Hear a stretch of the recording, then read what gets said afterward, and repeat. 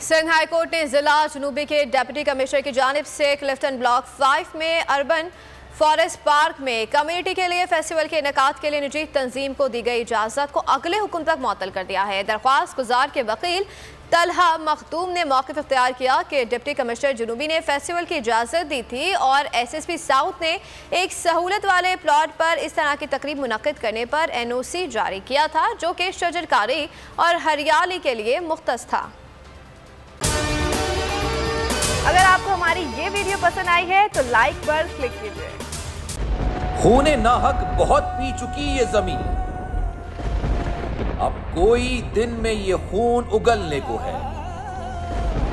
खत्म हो जाएगी ये तमाशागरी, वक्त पलटेगा रोजे जजा की तरह। ये जो पेशावर में ताजा लहू है बहा, एक क़यामत करेगा फलक पर बपा। गम की सलमनाक घड़ी में बोल सानह पेशावर में शहीद होने वालों के लवाहिकीन के साथ। सब्सक्राइब करें और बेल दबाएं ताकि कोई खबर रह न जाए।